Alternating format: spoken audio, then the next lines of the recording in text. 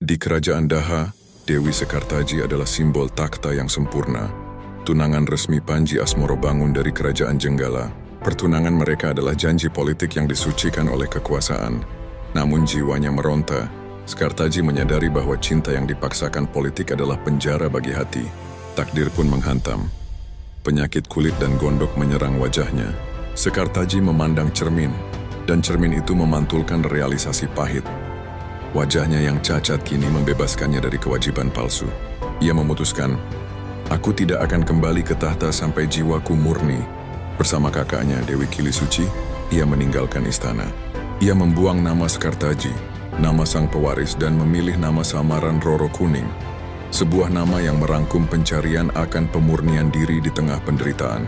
Roro Kuning dan Kilisuci menuju lereng Wilis adalah pemisahan total dari peradaban yang memuja kesempurnaan.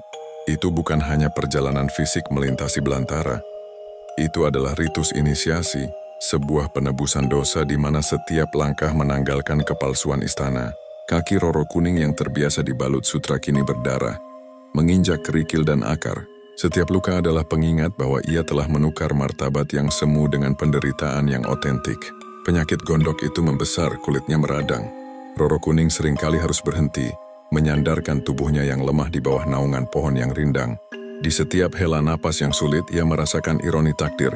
Ia melarikan diri untuk menyembuhkan penyakit. Tetapi perjalanan itu justru membuatnya semakin parah. Namun, ia menolak kembali. Keputusannya adalah penolakan terhadap takdir. Ia memilih mati di hutan dalam kebenaran, daripada hidup di istana dalam kepura-puraan. Kilisuci, sang kakak, adalah pilar yang menahan kehancuran. Kilisuci menanggung beban ganda. Duka melihat penderitaan adiknya dan ketakutan akan ancaman istana yang pasti mengirim pasukan untuk mencari mereka. Kilisuci, yang ditakdirkan menjadi penopang mahkota, kini harus menjadi pelayan di rimba raya. Ia memanggul perbekalan, mencari air, dan merawat luka adiknya. Kesetiaan Kilisuci diuji bukan oleh musuh, melainkan oleh kelelahan dan keraguan. Dalam hatinya, ia bergumam, apakah pilihan Roro Kuning ini adalah keberanian, ataukah keangkuhan yang menghancurkan kita? Namun badai yang lebih besar datang, persediaan mereka menipis. Penyakit Roro Kuning membutuhkan ramuan yang hanya tumbuh di ketinggian tertentu. Kilisuci dilanda kepanikan dan kasih sayang yang mendalam, membuat keputusan yang paling menyakitkan. Ia harus meninggalkan adiknya sejenak. Tragedi pemisahan itu adalah pukulan telak yang direncanakan takdir. Kilisuci menempatkan Roro Kuning di bawah batu besar, menjanjikan akan kembali sebelum senja. Roro Kuning dalam demamnya hanya mampu menggenggam tangan kakaknya dengan sisa kekuatan. Saat Kilisuci menghilang di antara dedaunan lebat, Roro Kuning merasakan pengasingan yang sempurna. Ia sendirian. Ia menghadapi kehampaan rimba yang memakan segala keindahan. Di tengah kesendirian dan penyakit yang kian ganas, Roro Kuning dilanda halusinasi. Ia melihat bayangan Panji Asmorobangun. Kau tidak pantas, bisik bayangan itu. Air mata Roro Kuning mengalir. Air mata seorang putri yang terbuang. Ia tidak takut mati, tetapi ia takut mati tanpa pernah membuktikan kepada dirinya sendiri bahwa jiwanya lebih berharga dari penampilannya. Kesendirian itu adalah penyiksaan batin, sebuah proses pemurnian yang kejam. Ia tahu jika Kilisuci gagal kembali, ia akan gugur di sana, dan kisah cinta serta pengorbanannya akan hilang tanpa jejak, terkubur di bawah rimbunnya belantara. Sementara Roro Kuning terbaring dalam demam pengasingan di belahan hutan yang lain. Panji Asmorobangun adalah bayangan dari dirinya yang perkasa. Ia tidak mengenakan zirah, ia hanya mengenakan pakaian penyamaran seorang pengembara. Wajahnya ditutupi oleh duka yang dalam. Pencariannya akan tunangan yang hilang, Dewi Sekartaji, telah membawanya melintasi seluruh pelosok kerajaan Daha. Ia tidak mencari tahta, ia mencari hati yang telah dijanjikan padanya. Setiap hari adalah siksaan. Panji mengikuti petunjuk yang samar, tetapi di kedalaman Wilis ia menyadari bahwa petunjuk fisik tidak berlaku lagi. Ia harus mencari dengan jiwa. Ada suara halus yang membimbingnya, desakan naluriah yang menariknya menjauh dari jalur resmi pencarian istana. Itu adalah ikatan batin, benang takdir yang terentang dari jantungnya ke jantung tunangannya yang menderita. Ketika ia tiba di batu besar tempat Roro Kuning terbaring, ia tidak menemukan ratu yang anggun. Ia menemukan seorang wanita yang dikuasai penyakit. Wajahnya diserang cacat, tubuhnya lemah dan napasnya dangkal. Secara logis, Panji seharusnya berpaling. Ini bukanlah Putri Sekartaji, tunangan yang ia kenal. Namun di tengah kengerian penampilan fisik itu, terjadi mukjizat spiritual. Panji menatap mata Roro Kuning, mata yang kini menantang, bukan meminta belas kasihan. Dan di sana, ia melihat esensi yang tak terhancurkan. Ia melihat keteguhan, kemuliaan, dan kekuatan jiwa yang tak pernah ia temukan di balik dinding istana. Itu adalah pandangan yang menembus kulit yang sakit, langsung ke inti Sekartaji yang murni. Panji Asmorobangun tidak mundur, ya, tidak perlu mengenal namanya. Ia hanya perlu merespons kebenaran. Ia berlutut di samping wanita asing itu. Tindakan pertamanya bukan memberikan obat, melainkan memberikan kehadiran yang tulus. Ia membersihkan luka dengan air seadanya, menyelimuti tubuh Roro Kuning dengan jubahnya sendiri, dan berbicara dengan suara lembut yang penuh penghormatan. Siapapun dirimu, Panji berbisik seolah berbicara kepada takdir, kau adalah jiwa yang mulia. Dan kau tidak sendiri lagi. Perawatan Panji melampaui obat-obatan. Itu adalah terapi penerimaan tanpa syarat. Roro Kuning, yang selama ini dikutuk oleh tatapan penghakiman di istana, kini menerima pandangan yang hanya berisi cinta dan penghormatan. Kepercayaan itu perlahan memecahkan lapisan penyakit dan keputusasaan. Setiap sentuhan Panji Asmorobangun adalah penyembuhan batin. Roro Kuning tidak sembuh karena obat, tetapi karena ia akhirnya diterima dalam wujudnya yang paling tidak sempurna. Pertemuan ini adalah bukti bahwa cinta sejati mereka tidak didirikan di atas intrik politik kerajaan Daha dan Jenggala, melainkan di atas fondasi spiritual yang ditempa oleh penderitaan di Rimba Raya. Pada saat itu Roro Kuning telah menemukan jawaban atas semua pengorbanannya, bahwa cinta sejatinya hanya mengenal jiwa, bukan mahkota. Dan Panji, tanpa ia sadari, telah memenangkan sayembara terbesarnya, memenangkan hati tunangannya yang paling sulit dikenali. Mereka berdua terikat oleh takdir yang jauh lebih suci daripada pertunangan politik manapun. Kondisi Roro Kuning semakin membaik, bukan lagi dengan ketakutan, melainkan dengan kepercayaan yang utuh pada Panji Asmorobangun. Hubungan mereka telah melewati batas formalitas istana dan ujian penyakit. Namun sebuah kebenaran masih tersembunyi. Sebuah rahasia yang harus dipecahkan agar cinta mereka benar-benar murni. Suatu pagi Panji, dilanda kerinduan dan kepastian batin, mengeluarkan sebuah kotak kayu kecil. Di dalamnya terbaring sebuah cincin pertunangan yang diukir dengan simbol dua hati yang terikat. Peninggalan dari masa kanak-kanak. Ia menunjukkan cincin itu kepada Roro Kuning. Bukan untuk menuntut identitas, melainkan sebagai bukti janjinya yang tak pernah pudar kepada tunangannya yang hilang, Dewi Sekartaji. Aku mencari dia, ucap Panji, matanya menatap jauh ke rimba. Tapi aku menemukanmu, dan aku tahu, jiwa yang aku temukan di sini jauh lebih berharga dari janji istana.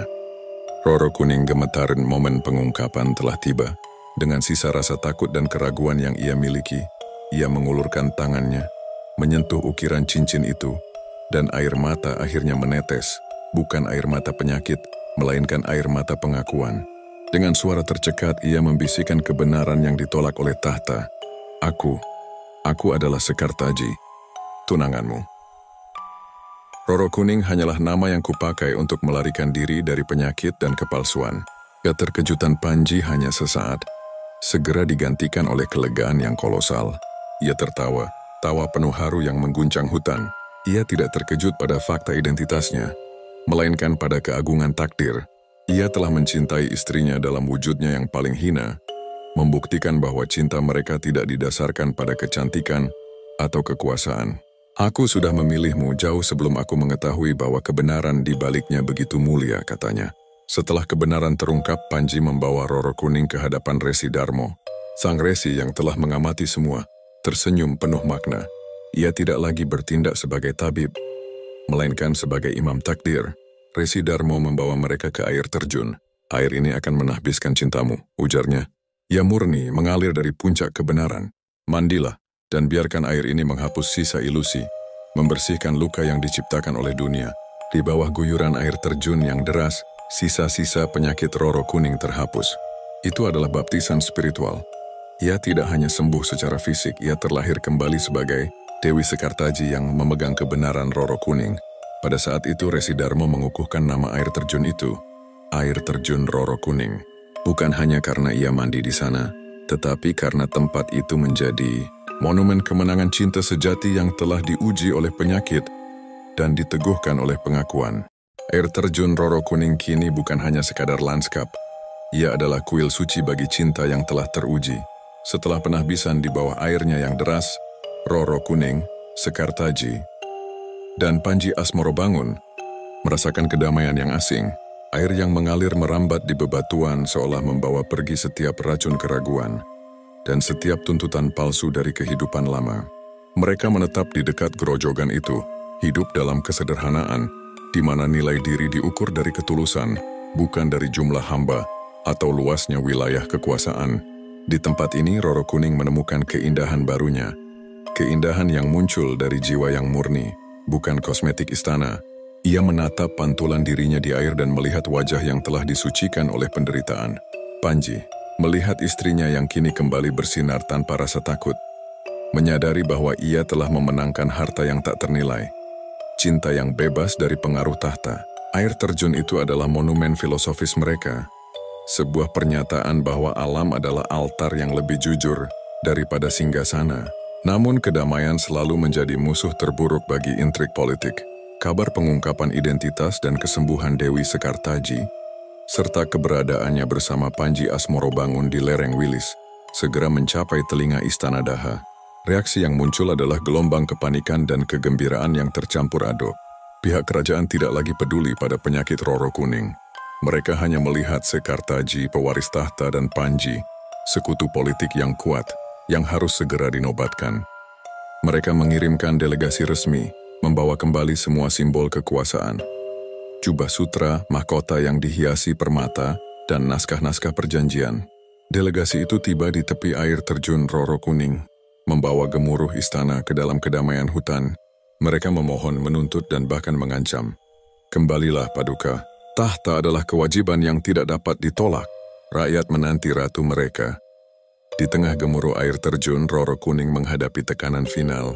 Suara air terjun seolah beradu dengan suara delegasi istana. Ia menyentuh air yang telah memberinya kebebasan. Kemudian ia menatap mahkota yang gemerlap di tangan utusan. Keputusan ini adalah penolakan terhadap takdir yang telah diatur oleh leluhur. Sebuah penolakan terhadap kewajiban tertinggi seorang bangsawan. Disinilah letak ujian terakhir bagi mereka, memilih tahta dan kembali pada kemewahan yang dulu menyakiti jiwa, atau memilih air terjun Roro Kuning dan mengukuhkan cinta mereka dalam pengasingan abadi, meninggalkan segalanya demi kebenaran yang telah mereka temukan. Inilah detik paling menentukan, momen di mana cinta berhadapan langsung dengan kewajiban kekuasaan. Di satu sisi berdiri delegasi istana, membawa mahkota yang berkilau, jubah kebesaran dan tuntutan hukum. Di sisi lain mengalir air terjun Roro Kuning, menawarkan kedamaian yang sunyi. Roro Kuning, matanya tidak lagi menunjukkan keraguan. Ia memancarkan ketenangan yang didapat dari penderitaan.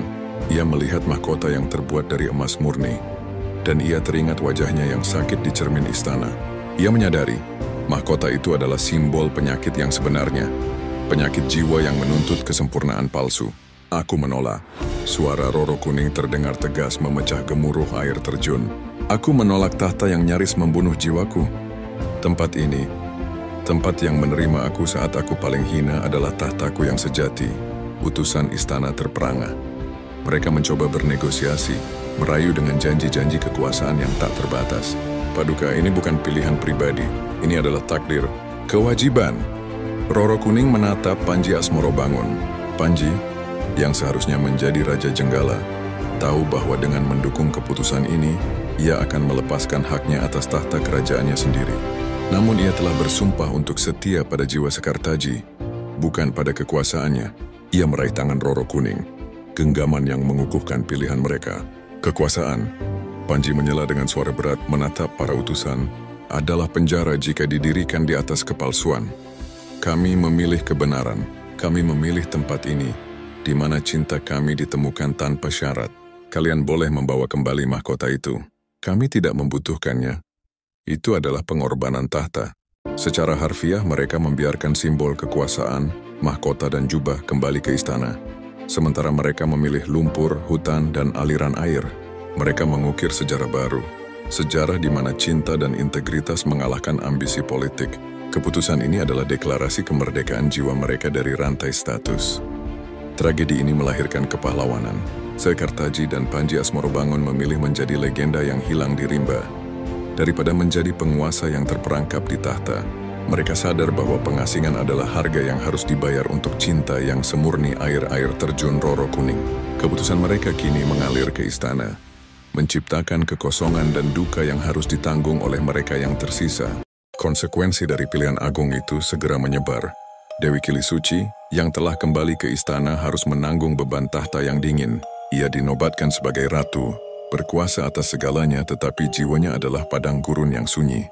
Setiap malam ia memandang ke arah Gunung Wilis, merasakan duka yang bercampur hormat atas pilihan adiknya.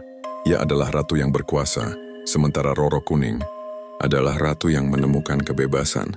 Kekuasaan Kilisuci diwarnai pengorbanan yang dilakukan oleh cinta adiknya, Roro Kuning dan Panji Asmorobangun.